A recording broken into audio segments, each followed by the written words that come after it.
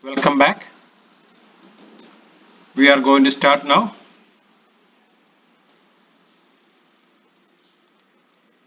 And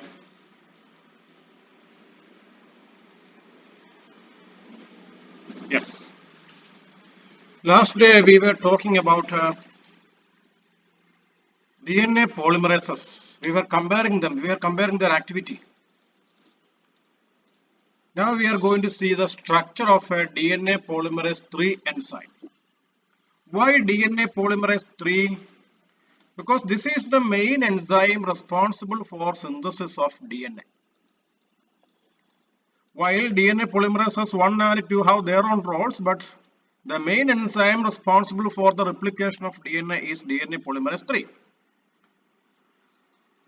And what do you see here? This is a helicase enzyme. Actually, helicase is not a structural component of DNA polymerase enzyme. But the fact is that helicase is doing its functions very close to the DNA polymerase enzyme. That's all. Otherwise, these are not structurally or functionally related. That's all. What do you see here? Can you see something called a beta clamp? You see, all those are made up of protein subunits. This theta or delta, delta dash, gamma, whatever you see here, all these are actually protein subunits. Accordingly, you can see here, so many protein subunits are there.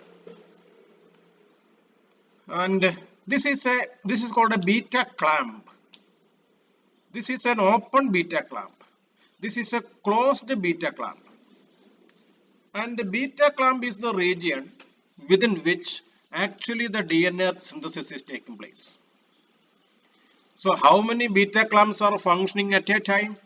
You can see here 1, 2, 3 beta clamp. But actually only 2 of them. Which are the 2? The first one and the third one are functioning at a time. We will see that later anyway. This is an open beta clamp. You can see an open gate here. Through this gate, the parent strand of DNA along with the primer can enter. Then it will be closed like this. Then the DNA replication is taking place. Once the replication is over, again the clamp will be open, will be removed from here, and that this new clamp will be attached here like that. Anyway, we will see that later. When you think about DNA polymerase, you need to know this beta clamps. 3 of them in number, and sometimes they can be in open position, sometimes they can be in closed position, and when DNA replication is going on, they are this one and this one, they are in the closed position. That much things you should keep in your mind. Okay, subunits of DNA polymerase 3, you can see this is for reference only. Now what's a primer? This is a DNA where the replication is going on. This is the parent strand. The parent strands, this blue one and this red one are separated. You know that helicase enzyme is there for separation. It is not shown here. And then the new strands are synthesized. The newly synthesized strands are anti-parallel to the parallel strands. Since this strand has 3' end here, the newly synthesized strand should have a 5' end here. And this DNA synthesis is taking place from the 5' end to the 3' end. What's a primer? A primer is a short RNA segment made by an enzyme called primase. It is beginning as the starting point for the assembly of deoxyribonucleotides. For the to begin the synthesis of a new strand, a primer is required. Because DNA polymerase enzyme has actually starting trouble. This enzyme cannot begin the synthesis of a DNA on its own. But if a 3' OH is available on an existing strand, this DNA polymerase can simply elongate it. And in replication, that existing 3' OH is given by a primer RNA. So whenever a new strand of the DNA is to be synthesized, it is beginning with an RNA primer. Then in this strand, RNA primer is not shown. It is because this strand is taking place synthesized in the 5' to 3' direction, and it is a very long strand. It is made continuously, and it actually had this primer, but it is shown somewhere here. That part of the diagram is not shown. What about this strand? This parent strand has 5' end here, which means its 3' end will be here. And this DNA polymerase enzyme is moving in this direction. DNA polymerase enzyme is moving in this direction. Replication fork is moving in that direction. So the new strand will have 3' end here and 5' end here. Synthesis from the 3' end to the 5' end is not possible. Synthesis can be done only from the 5' end to the 3' end. So frequently a new RNA primer is required. That is this primer C. Once this primer is made, DNA polymerase enzyme, the same enzyme which is synthesizing this strand, will extend this strand in this direction by adding deoxyribonucleotides. So one of the strand is made continuously. You can see here, one of the strand is made continuously. This is called a leading strand. This is made in the 5' to 3' direction, while the other strand is made discontinuously. Why? The enzyme is moving in that direction. The enzyme has two beta clamp loader. One of the beta clamp loader is synthesizing this strand, while the other beta clamp loader is synthesizing this strand at the same time. So while this strand is made in this direction, this lagging strand or the Okazaki fragment, the smaller bits of DNA fragments, they are actually made in the 5' to 3' direction. We will feel that synthesis is in the opposite direction. We will feel that the synthesis is in the opposite direction, but actually synthesis is in the 5' to 3' direction. Here is a primer. It will be extended like this by using deoxyribonucleotides, and here is another primer, and that will be synthesized, that will be extended by adding deoxyribonucleotides by the DNA polymerase. So it is taking place bit by bit at a time. These bits of DNA fragments are said to be Okazaki fragments, and these Okazaki fragments will be later joined together, and this strand is called a lagging strand. This strand is the leading strand made continuously using a single primer. This lagging strand is made discontinuously in the form of several fragments. Each of the fragment is beginning with an RNA primer, and this fragment, this DNA strand is said to be lagging strand. What are Okazaki fragments? Several fragments of newly formed DNA that make up the lagging strand. Each of the Okazaki fragment begins with a primer.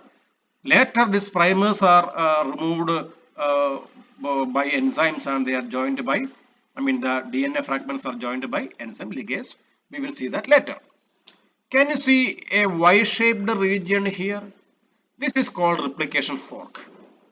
And as the replication is going on, this replication fork is moving downward. Accordingly, the DNA is being synthesized. Now, here you can see the replication fork. What are the components of the replisome? You can see DNA B protein is the helicase enzyme. Helicase enzyme is responsible for separating the different strands, the two parent strands. And here there is an enzyme. Its name is given here. It's actually a topoisomerase. We will see that later. It's also called a DNA gyrase. It is meant for removing the tension because of this coiling. One of the strand, the lagging strand, is made in small fragments called Okazaki fragments. They are actually, because DNA synthesis can take place only from the 5' direction to the 3' direction, while this daughter strand is running in the opposite direction, while this is the leading strand, and the leading strand is made continuously. Remember, both the strands are made by the same molecule of DNA polymerase. Okay. And here SSB. What's SSB? Single strand binding protein. Why? Because these two parent strands are like iron and magnet. Once they are separated, if nothing is done, they have a tendency to re-hydrogen bond again. Just like iron and magnet, if they are kept together, they will be attracted. That's all. These two complementary parent strands, once separated, should be prevented from reformation of the hydrogen bond. That means they should not be permitted to be bonded again by means of hydrogen bond. To prevent that, there is the single strand binding protein. The single strand binding protein is binding to the separated fragments of the parental DNA, and as the DNA synthesis is taking place, they are removed from there, they go away from there, and they bind with the newly separated DNA parental strands. Okay, this is a schematic diagram, direction of the movement of the replication fork. Accordingly, new daughter strands are being made. Here Okazaki fragments are there. Each of the fragment is beginning with a primer. So this is the lagging strand and this is the leading strand. Leading strand is made continuously. Lagging strand is made in the form of fragments called Okazaki fragments. I believe you don't have much questions. If you have any question, you are free to put up these questions in our group. See, Okazaki fragments are 1000 to 2000 nucleotides long.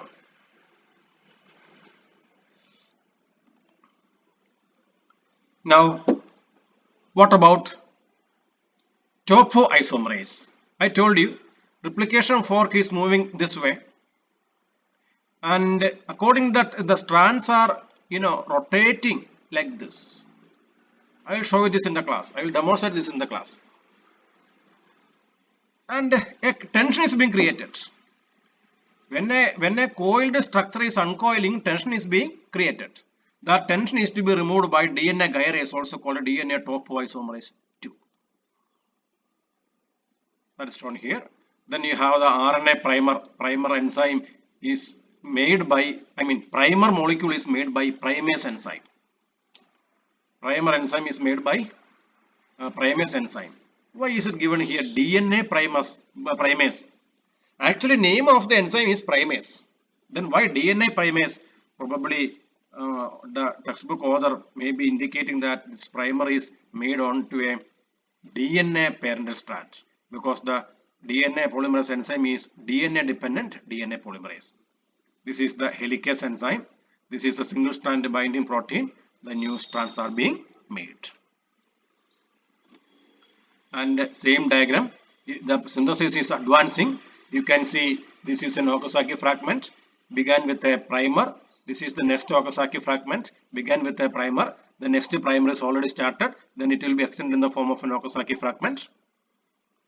Okay, so this is the synthesis of lagging strand. Lagging strand is made in the form of small bits called Okazaki fragments. This is the organization of the replysome in E. coli. Yes. Here, what do you see actually? What's the replysome? Replysome is a large protein complex that carries out replication. So replication basically consists of a lot of proteins. And what is this? This is the parental strand. DNA synthesis is going on in this direction, which means the DNA polymerase enzyme and the replysome is moving in that direction. The replication fork is moving in that direction. And this is the helicase enzyme. The helicase enzyme is responsible for unwinding the helix, which means separation of the parental DNA strands. And this is the primase enzyme. Primase enzyme is responsible for making the RNA primer. You can see the primer is made here, primer is made here, primer is made here. You can see all those things. Then what do you see here? What do you see here? This is the DNA polymerase enzyme. Can you see a clamp loader complex, beta clamp loader complex here? The DNA strand is actually enclosed within the beta clamp loader. Can you see this one? This green structure is making the new DNA strand. The same thing can be seen here also. This is the beta clamp loader. The strand being synthesized is enclosed within the closed beta clamp loader, and this green structure is making the DNA. It is adding deoxyribonucleotides one by one. You see here DNA polymerase. Alpha, theta, delta, etc. can be omega, etc. can be seen here. Then what is this? This is a clamp loader complex. In the previous diagram I had shown you, but this is an open clamp loader. Later, when this fragment is synthesized, this clamp loader will go away from here, and here you can see a primer is being made.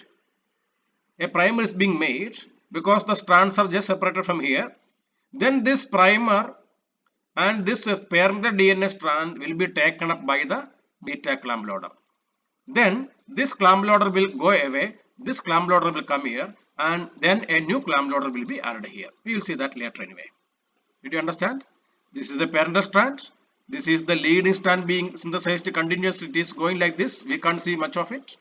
And this is the other parental strand.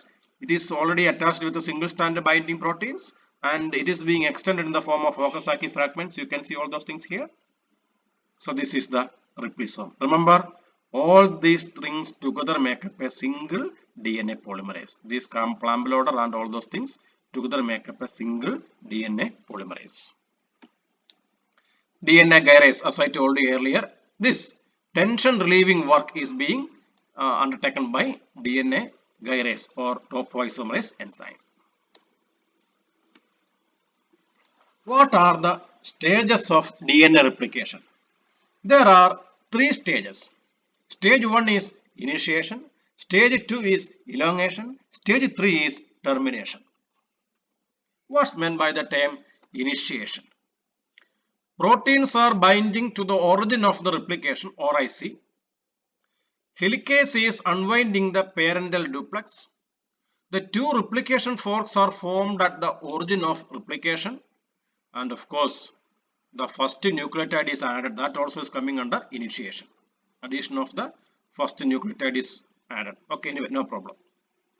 During elongation, the primer sequence is added, leading strand is made continuously, and lagging strand is made in the form of Okazaki fragments. Now there is a question. Addition of primer, is it actually a stage of elongation or initiation?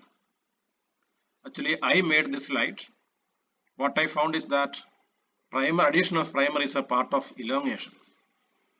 So if there is such a question in the examination, you write this much as a part of initiation and this much as a part of elongation. Okay? Yes. Now, termination. When the last nucleotide is added, what happens? The primers are removed and the place occupied by the primer is replaced with the new DNA nucleotides. Of course, that is not by DNA polymerase 3. It is by a different enzyme. We will see that later.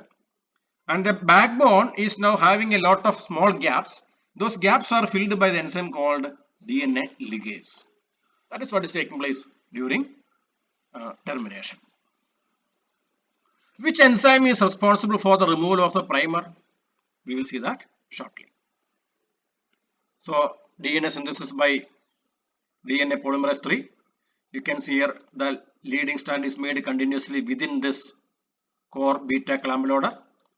This beta clamp loader is making the DNA Okazaki fragments. Already one of the Okazaki fragment is completed. The next Okazaki fragment synthesis is going on. And this is a helicase enzyme. Helicase enzyme is here. It is actually unwinding. This is primase. Primase enzyme is making the primer. Helicase enzyme is here unwinding the DNA double helix. Okay. Figure B. You see here Okazaki fragment approaches the core unit. New primer is added. This synthesis is going on. What happens in the next diagram, you see very carefully. The clamp loader, the work of this clamp loader is nearly finished. New beta clamp is loaded onto the new template primer. In the previous diagram you found new RNA primer is made. Now this beta clamp is open. Now through this open space, this DNA segment and this RNA primer together enter into this open beta clamp loader. That is what you see here. By that time, this synthesis is nearly completed. You see here, this is the previous RNA primer. Here the synthesis of DNA is reaching there. Now the DNA polymerase cannot add any more deoxyribonucleotides here. So now this clamp loader will go away. because no more addition is possible until removal of that RNA primer. Removal of the RNA primer and addition of deoxyribonucleotides in that space is the duty of some other enzyme. Look here, that primer, that beta clamp with the synthesized DNA and its own primer are going away, and from here that previous clamp loader which is containing a parental DNA and the new primer are coming here. They are attaching. Look here, now here in this position there is no clamp, but don't worry, a new clamp will come there. Okay, look here, a new clamp came there.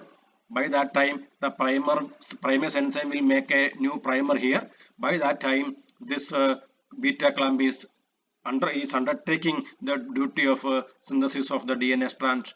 By this time this Okazaki fragment is reaching here, primer will be made here, and that primer and the parent strand will be taken up by this beta clamp again, and then this beta clamp will go away, this clamp will come here, and this work will be continuing all the time, all those time periods. This beta clamp loader is not knowing any of those things. This clamp loader is continuously synthesizing the leading strand. This change is applicable only for the lagging strand synthesis. Okay, now is the question. This is the Okazaki fragment. This fragment is the Okazaki fragment, previous fragment. This is the 3' end. This is the 3' end of the later, DNA. This is the first Okazaki fragment. It has a primer. There is a gap in between. This is DNA, this is RNA. DNA cannot be joined with the RNA. What happens, this is the fellow. DNA polymerase 1 is coming there. DNA polymerase 1 will attach here. It will remove that primer nucleotides one by one. It will remove the primer nucleotides one by one. In that place, deoxyribonucleotides are added.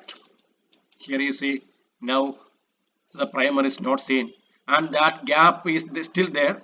This is a DNA fragment. This is a DNA fragment. DNA polymerase enzyme can add only individual nucleotides. Two strands of DNA cannot be joined together by DNA polymerase enzyme. Make a note of it. DNA polymerase enzyme can add only individual nucleotides. It cannot join together two existing DNA fragments. That is the duty of DNA ligase. When the last nucleotide is added, DNA polymerase 1 will go away. Then will come DNA ligase. What that enzyme will do? ATP, utilizing ATP, DNA ligase will form the last nucleotide linkage here. Okay, we will see this figure once again. Look here. This is actually called Nick translation. What is Nick translation? In this slide, you found that there is a breakage here. Primer is to be removed. New DNA nucleotides are to be added. That means new deoxyribonucleotides are to be added. This is called Nick translation. The same thing whatever I told you. DNA polymerase 1 came here. It is removing the RNA primer one by one. That space is filled with the deoxyribonucleotides. Now there is a gap here. That gap is sealed by DNA ligase. It is not shown here. Okay. Yes. The whole picture is there. Whatever I told you till now is found in this slide. Of course, this slide is from a different textbook. Elongation. Elongation. How is it taking place? The nucleotide is coming here. This is a 3' OH of the growing DNA strand. This is the template. The new nucleotide is coming here, and it is having 3 phosphate groups. Nucleotide triphosphate is coming. This OH is attacking innermost phosphate.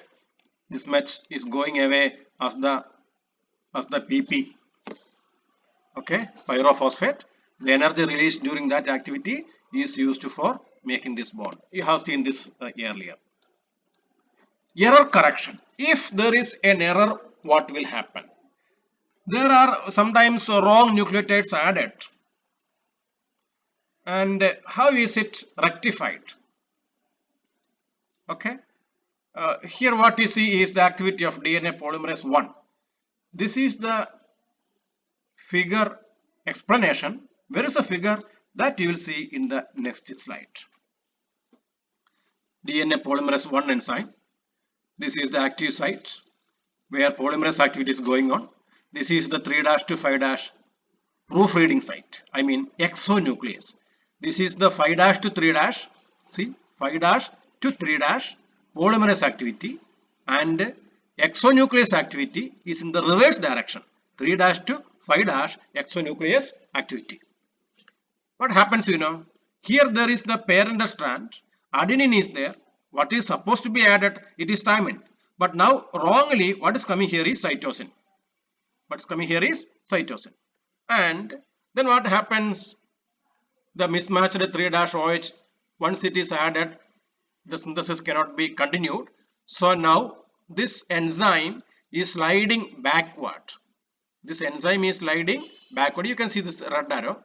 So that this wrongly added base is now within the exonuclease active site. The wrongly added base is now within the exonuclease active site, and that exonuclease active site is removing this wrongly added base, and then again the correct base can be added because the polymerase activity is sliding towards the right side. I think it is now clear to you. And same thing. There is a term here, semi-discontinuous replication. You know what does it mean? One of the fragment is made continuously. The other DNA fragment is made in the form of fragments. This is what is called semi-discontinuous replication. Okay. Now DNA replication is over.